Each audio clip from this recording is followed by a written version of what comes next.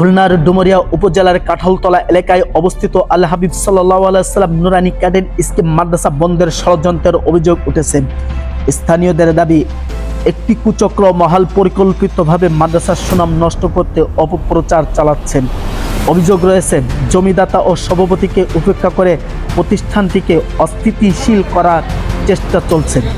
মাদ্রাসার সংশ্লিষ্টরা জানান, পরিচালক মাওলানা মোস্তফা কামাল হাবিবের বিরুদ্ধে মিথ্যা অভিযোগ তুলে তাকে প্রতিষ্ঠান থেকে সরিয়ে দেওয়ার অপচেষ্টা চালানো হচ্ছে। এতে শিক্ষার্থী ও অভিভাবকদের মধ্যে ক্ষোভ ও উদ্বেগ সৃষ্টি হয়েছে। অভিভাবকদের ভাষ্য, দীর্ঘদিন ধরে এই মাদ্রাসার এলাকায় ধর্মীয় শিক্ষা ও নৈতিকতার গঠনে গুরুত্বপূর্ণ ভূমিকা রেখে আসছেন। তারা বলেন, মাদ্রাসা বন্ধের কোনো ষড়যন্ত্র হলে আমরা কঠোর প্রতিবাদ জানাবো। স্থানীয়দের সূত্রে জানা গেছে, অভিযুক্ত একটি মহল বিভিন্ন মিথ্যা তথ্য ছড়িয়ে বিভ্রান্তি তৈরি করছেন। একই সঙ্গে মাদ্রাসার প্রতিষ্ঠাতা আলহাজ এম.এ. আলী আহমদকে হেনস্থার অভিযোগ উঠেছে।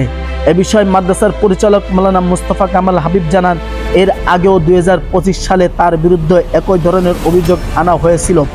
তিনি বলেন, কিছু ব্যক্তিগত শত্রুতার কারণে অপপ্রচার চালাচ্ছে এবং একটি কথিত কল রেকর্ডের মাধ্যমে আমাকে ফাঁসানোর চেষ্টা করছেন।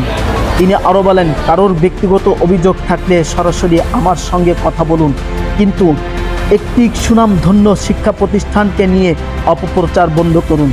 তবে স্থানীয় কয়েকজনের দাবি, পরিচালকের বিরুদ্ধে নানা অভিযোগ রয়েছে এবং বিষয়টি স্থানীয়ভাবে সালিশের মাধ্যমে তদন্ত করে ব্যবস্থা নেওয়া হবে। এদিকে মাদ্রাসার কর্তৃপক্ষ জানিয়েছে, মিথ্যা অপবাদ ও ষড়যন্ত্রের বিরুদ্ধে তারা আইনগত পদক্ষেপ নেওয়ার প্রস্তুতি নিচ্ছে এবং প্রতিষ্ঠান রক্ষায় এলাকাবাসীকে ঐক্যবদ্ধ থাকার আহ্বান জানিয়েছেন। সর্বশেষ আপডেট পেতে সাথেই থাকুন দেশ বাংলা নিউজ।